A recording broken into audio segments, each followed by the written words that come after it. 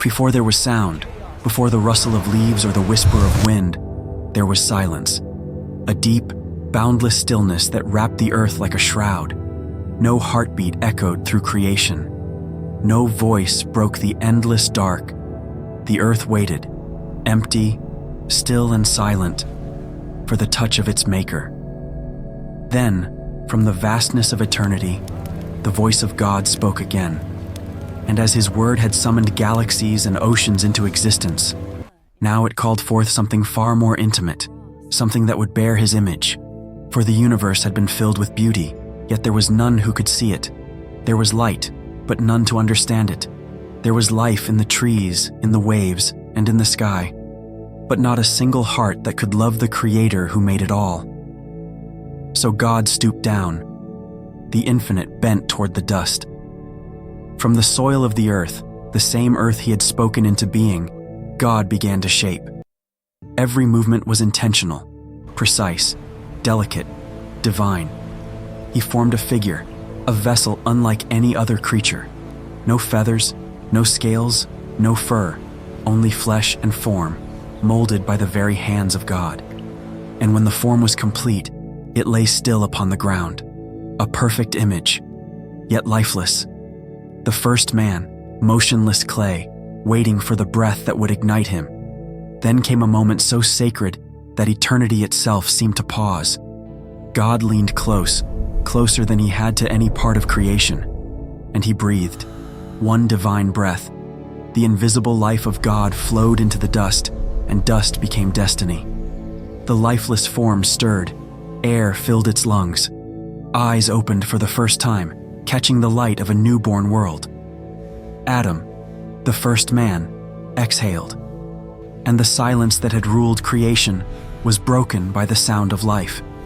He rose to his feet, not merely as a creature, but as a reflection of the Creator, made in the image of God, crowned not with gold or jewels, but with the spark of divine purpose. Adam looked around and saw what no human eye had ever seen, a paradise stretching beyond imagination. The sky shimmered with color, the rivers sparkled with life. The earth, once empty, was now a masterpiece of living design. Every tree bent gently, as if in worship. Every bird sang in praise of the one who had spoken it into flight. And standing at the center of it all, Adam felt the weight of wonder and the beginning of purpose. But God had not made him to simply exist. He was made to know, to choose, to create. In that moment, God gave Adam more than life. He gave him will, the power to decide, to shape, to build, to lead. God placed him in a garden, Eden, the crown of creation, a paradise overflowing with fruit, color, and life. There, Adam would walk among beauty, but also bear responsibility. Every plant, every creature, every sound had been entrusted to his care. He was to tend, to nurture, to cultivate, not as a servant, but as a partner in creation. Each morning, light poured through the trees like liquid gold. The wind carried the scent of life, and the rivers sang as they flowed through the garden. Adam's days were filled with meaning, tending the soil, naming the creatures, learning the rhythm of the world he had inherited. And in the cool of the evening, when the sun began to fade, God himself walked with him, Creator and creation, side by side, speaking as friends. No fear, no separation, only peace. Imagine it, the first conversations between God and man, words not spoken in haste, but in harmony, questions filled with wonder, and answers rich with wisdom. Every exchange deepened the bond between them, a relationship born of love, trust, and divine intimacy. But even in the midst of such glory, a shadow of longing began to form within Adam. It was not sin. It was not weakness.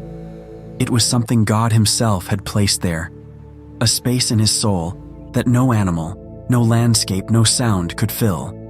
For though Adam could speak with God, he could not hold another who shared his nature. He could admire creation, but he could not find himself reflected in it. Among the countless creatures that moved and sang and soared, there was none who could stand beside him, equal, human, whole. And God saw. He saw the ache in Adam's silence, the loneliness that lingered in his eyes. The same God who had declared, "It is good," now paused and said something new. "It is not good for man to be alone." Those words echoed through creation like a promise. For the first time, something in paradise was incomplete, not broken, but waiting. The story of man was beautiful, but it was not yet whole. Still, before God would act, Adam had to understand his own longing. So God brought before him every living creature, the beasts of the field, the birds of the air, the life of the waters. And Adam named them all. Each name was a declaration of authority, a recognition of purpose. Lion, dove, serpent, whale. Each one called into identity by the voice of man. Yet as the procession ended, the truth remained. There was none for him, no equal, no counterpart. Adam watched the creatures walk away in pairs, and though he did not speak it, his heart whispered what his lips could not: "I am alone." It was a sacred ache, one that would soon call forth the next act of creation. But before love would be given, God allowed Adam to feel its absence, so that when it came, he would understand its worth. As night fell over Eden, the stars shone brighter than any light since the dawn of time. Adam lay beneath them, the cool grass beneath his hands, the whisper of rivers in the distance. And as sleep began to cover him, he did not know that the same God who had breathed life into dust was about to perform a miracle within his own body. For love was not going to be spoken into existence this time. It would be crafted. But that is where the next part of the story begins.